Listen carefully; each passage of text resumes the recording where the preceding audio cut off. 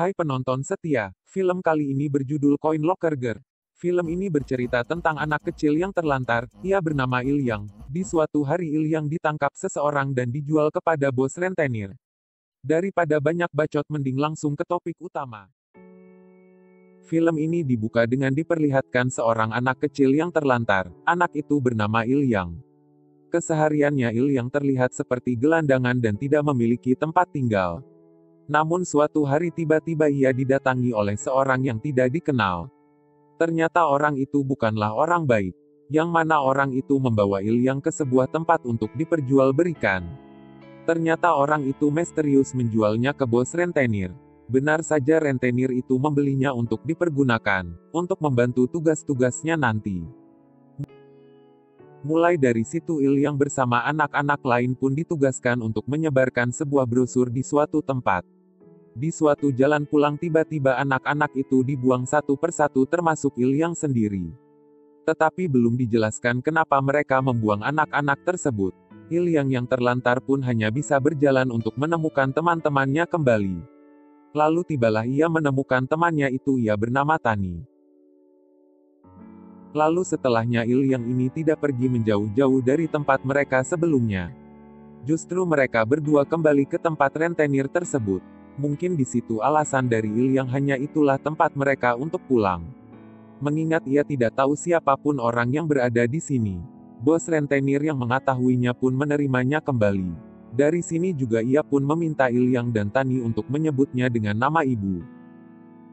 Sejak saat itu juga Ilyang selalu diajari olehnya untuk menjadi rentenir yang keras dan ditakuti. Ia juga mengatakan hal yang sangat kejam kepadanya, bahwa saat nanti ia tidak akan berguna ia juga akan membunuhnya. Hal itu membuat Ilyang sendiri menjadi takut dan selalu mentaati perintahnya. Suatu ketika Ilyang sudah dewasa, dan sekarang ia tumbuh sebagai gadis cantik dan berwajah dingin. Saat ini yang memiliki tugas untuk menangi satu orang di suatu tempat perjudian. Di saat di sana Ilyang langsung menagih hutang kepada orang itu, tetapi orang itu tidak mau membayarnya, malahan dia memukulnya. Hal itu membuat Ilyang kesal dan marah. Lalu ia memberikan sebuah ancaman kepadanya kalau sekarang ini keluarganya sedang diancam. Hal itu membuat orang itu ketakutan. Alhasil ia pun mengikuti arahan dari Ilyang. Meski di sini Ilyang seorang rentenir tetapi ia juga memiliki sisi kebaikan, di mana ia membantu orang tadi untuk memenangkan judi, agar bisa membayar hutangnya. Atas hal itu orang tersebut sangat berterima kasih. Tetapi di sini Ilyang yang tadi kesal dengan perbuatannya, sekarang gantian dia yang memukulnya untuk membalaskan perbuatannya tadi. Sesudah hal itu Ilyang kembali ke markas di waktu makan-makan dengan rekannya dan bos-bos membahas tentang ada seorang yang bernama Park yang belum membayar hutangnya, meskipun Tuan Park ini selalu membayar bunga utang setiap waktu. Tetapi untuk sekarang Park belum bisa membayar sisanya. Kabar buruknya lagi Tuan Park dirumorkan pergi ke Filipina. Dari sini bos yang mulai khawatir meminta Ilyang untuk menjaganya. Dan sesuai perkiraan dari bos Ilyang menerima tanpa membantahnya. Namun sebelum itu, ada seseorang yang selalu perhatian kepadanya. Yang mana Sion ini terlihat suka kepadanya. Bahkan ia juga berniat untuk membantu Ilyang untuk menagih utang dari Tuan Park. Tetapi Ilyang menolaknya, karena menurutnya ia bisa mengatasi sendirian. Di sini juga terungkap kalau yang ini Ilyang adalah salah satu anggota yang paling dihormati. Jadi untuk kemampuannya bisa dikatakan kalau ia juga bengis dan tidak berperasaan. Lalu sampailah ke apartemen dari Tuan Park, namun yang ada di sana hanya anak dari anak Tuan Park yang bernama Han. Sesaat menagih hutang tersebut, Han memperlakukannya dengan baik. Anehnya pula Han juga membuatkan makanan untuknya. Di situ Ilyang yang menerima kebaikan dari Han pun memakan sambil beristirahat. Di kondisi itu pula Han yang melihat ada goresan di pipinya berniat untuk mengobatinya. Tetapi hal itu malah membuat Ilyang marah dan langsung pergi. Atas hal itu ia berbohong kepada bos kalau anaknya Park tidak ada di rumah. Nah di sini bos minta satu permintaan lagi kepadanya. Yaitu untuk menjemput Tani yang sedang mabuk di bar milik Cido. Diketahui Cido ini adalah seorang pemilik bar yang juga berkaitan dengan bos. Di sana pula Ilyang sangat marah kepada Cido. Karena ia memberikan barang terlarang kepada Tani. Mengingat Tani ini menjadi gila saat meminum atau memakan barang terlarang tersebut. Atas hal itu pula yang Ilyang mengancam Cido agar tidak menjualnya lagi. Dari sini terlihat Cido dan Ilyang tidak akur. Esok harinya Ilyang pergi ke apartemen dari Han lagi, tapi saat di sana tidak ada orang yang menjawab.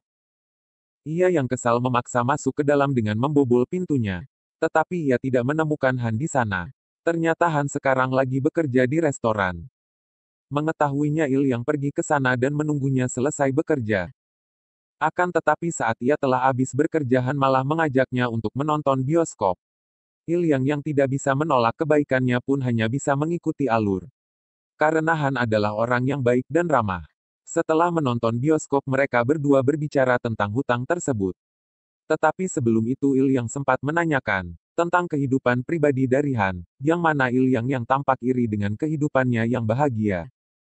Di saat itu ia juga bertanya kepadanya, apakah ia tidak curiga kepada ayahnya yang pergi ke Filipina. Bisa jadi akhirnya kabur dan mengorbankan dirinya sebagai si pembayar. Hal itu disangkal oleh Han karena yang masih percaya kalau ayahnya tidak seperti itu. Di sini Ilyang yang baik hati memberi kesempatan kepada Han untuk melunasi hutangnya esok hari. Namun di lain sisi bos yang sudah kesal dengan Park tidak membayar hutangnya. Meminta Sion untuk pergi dan menagih hutang dari anak Park. Seperti yang terlihat, Sion yang sadis dan kejam pun langsung mengancam Han untuk segera membayar hutang tersebut. Dan jika tidak maka ia akan membayarnya dengan tubuhnya. Sementara di sisi lain bos sengaja mengajak Ilyang ke suatu tempat. Ternyata di sini bos berniat untuk mengeksekusi Han karena tidak bisa membayar hutangnya. Di sini pula ia meminta Ilyang untuk menjadi pengekusian. Dikarenakan ia tahu kalau dia pasti ada hubungan dengan Ilyang, dan kali ini ia ingin membuktikan hal itu. Sementara dalam Ilyang sendiri merasa bimbang dengan hal itu. Dan dia hanya bisa menjawab kalau ia akan melaksanakan tugasnya. Sesaat di tempat itu Ilyang juga akan dibantu oleh salah satu rekannya yang bernama Hongju. Di mana Hongju ini ada kekurangan yang mana ia terlihat gagu dan selalu mengikuti perintah bos. Karena jika tidak yang akan dibunuh. Ilyang mengetahuinya meminta untuk Hongju dibawa sebentar. Di sini Hongju mengikuti apa perintah darinya. Mengingat Ilyang adalah orang yang paling dihormati di markas. Lalu setelahnya Ilyang menemui Han dan memintanya untuk kabur. Karena sebentar lagi bosnya akan membunuhnya, tetapi di sini yang masih kebingungan tidak mau pergi karena menurutnya ia tidak ada hubungannya tentang hutang dari ayahnya. Dari sini juga terungkap lagi kalau Park ingin menggantikan hutangnya kepada anaknya. Bisa dibilang kalau Han saat ini telah ditelantarkan. Bersamaan pula Hongju datang dan berniat untuk mengeksekusi Han. Tetapi di sini Ilyang yang terlihat menyukai Han pun menolong Han. Di sini pula Hongju kebingungan tentang apa yang dilakukan oleh Ilyang. Alhasil Hongju yang harus melakukan tugasnya juga berniat untuk membunuhnya. Tetapi Ilyang tidak diam saja. Ia memukul Hongju hingga tak tersadar. Dan hal itu dimanfaatkan olehnya untuk kabur dari tempat ini. Namun ternyata di bawah, bawaan dari bos telah menunggunya. Pada akhirnya Han pun tertangkap. Sementara Ilyang dibius oleh bawahannya agar tidak memberontak. Di saat itu pula bos menghampiri Ilyang lagi. Karena ternyata kecurigaannya benar adanya. Waktu itu bos meminta kesetiaan dari Ilyang di mana ia memintanya untuk membunuh Han. Tetapi Ilyang menolaknya. Alhasil bos membunuh Han di depan matanya. Bersamaan pula Ilyang juga pingsan akibat bius tersebut. Namun tampaknya di sini bos tidak membunuhnya. Lantaran ia tidak tega membunuhnya saat ini. Alhasil ia meninggalkannya di tempat itu. Di saat tersadar Ilyang kebingungan lagi karena ia berada di tempat bersama dengan para pekerja hiburan. Ternyata itu adalah tempat dari Cido. Saat di San Cido sangat senang sekali. Karena bos telah membuang Ilyang. Jadi saat ini bisa melakukan apapun terhadap dirinya. Karena sejak dari dulu ia sangat membencinya. Namun di situ Ilyang tidak diam saja. Malah ia menyandera balik Cido dan sedikit melukai matanya. Dan dengan kesempatan itu akhirnya Ilyang bisa kabur. Sementara di lain sisi bos ternyata sudah tahu kalau Ilyang bisa kabur dari kawasan Cido. Tapi ia sengaja melakukannya. Karena di sini ia masih belum ingin membunuhnya. Terlihat kalau dia juga merindukannya. Bisa jadi bos sudah menganggap Ilyang seperti anaknya sendiri. Jadi arti kata merindukannya di sini adalah rasa seorang ibu. Setelah hal itu Cido meminta kompensasi kepada bos atas perbuatan Iliang yang membuat mata satunya buta. Di perbicaraan itu terlihat kalau Cido tidak takut kepada bos. Malah ia mengang bos untuk membayar kompensasi sekarang. Jika tidak maka bawahannya akan menyerang. Namun bos hanya bersikap santai sambil menghitung kerugian dari Cido. Malah di sisi bos memojokkan balik kalau Cido sekarang memiliki hutang yang banyak kepadanya. Dan yang membuat bos marah adalah Cido mengatakan kalau ia tidak akan memaafkan Iliang apapun yang terjadi. Hal itu membuat bos marah. Dan kemarahan itu yang meminta Cido untuk membayar semua hutangnya sekarang. Jika tidak maka ia akan menukar dengan tubuhnya. Hal itu tidak membuat Cido ketakutan, lantaran ia memiliki bawahan. Namun ternyata bawaan dari Cido ini berpihak kepada bos. Mengingat bos adalah tatanan tertinggi dalam kelompok. Sementara Cido hanyalah kacung saja. Atas hal itu bawaan dari Cido membunuh dan menghajarnya sampai pingsan. Dan di sini pula dijelaskan kalau kekuasaan bos adalah mutlak.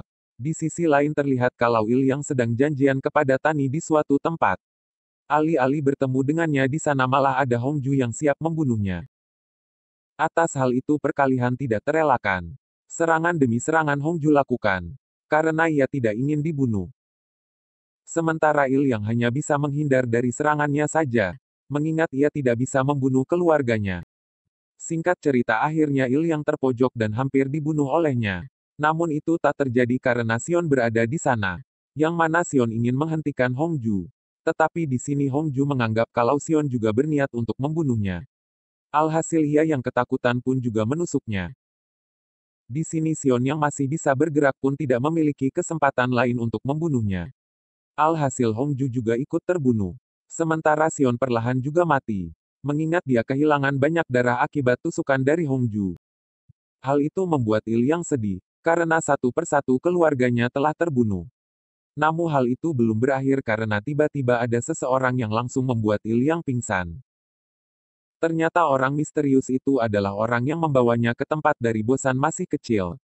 Di tengah perjalanan saat diculik oleh orang tua itu ia tersadar. Saat itu ia menunggu kesempatan untuk bisa kabur dari sini. Dan beruntungnya saat itu ia bisa memanfaatkan keadaan dan menyerang balik penculik itu. Setelah itu ia pun menghubungi bos kembali. Ia mengungkapkan kalau Hongju dan Xion telah mati. Di saat itu juga Iliang juga memperjelas kalau ia akan menemuinya dan membunuhnya. Bos yang mengetahuinya pun akan menunggunya kapanpun. Ternyata di sini apa yang dilakukan oleh bos bukan ingin menghabisi Iliang. Melainkan ia ingin melindunginya. Namun ia merahasiakan hal itu karena ia sangat menyayanginya. Di tempat lain Tani yang terlihat putus asa setelah tidak bisa membantu Iliang, akhirnya ia mencoba untuk bunuh diri. Alhasil ia memakai obat terlarang yang cukup banyak. Dan sesuai hakikat ia pun mati dengan tenang. Beralih lagi ke arah Iliang yang menuju ke rumah dari bos. Lalu sampailah hari pembalasan dendam itu. Di mana bos juga tampak tidak ingin melakukan apapun. Dan dia juga terlihat sukarela untuk dibunuh. Namun sebelum itu bos bertanya apa bagusnya pria tersebut. Iliang menjawab kalau pria itu hanya orang baik. Maka dari itu ia ingin membantunya. Waktu itu juga Iliang yang dalam kondisi marah pun langsung menusuki bos hingga sekarat. Dan seperti yang dikira bos dengan senang hati dibunuh olehnya. Ia juga meminta maaf kepada Iliang kalau dirinya tidak bisa menjaganya. Sebelum ia benar-benar mati bos memberikan sebuah kunci loker berangka 10. Setelah semua itu Iliang pergi untuk melihat isi loker. Dan ternyata di sana ada sebuah surat tentang pengadopsian. Ternyata surat itu adalah surat adopsi dari Iliang dari bos. Yang mana bos ingin menjadikan sebagai anak sebenarnya. Hal itu mewakili Iliang sedih. Karena ternyata bos adalah orang yang baik. Dimulai dari situ juga ia akan menggantikan kepemimpinan dari ibunya untuk menjadi bos selanjutnya.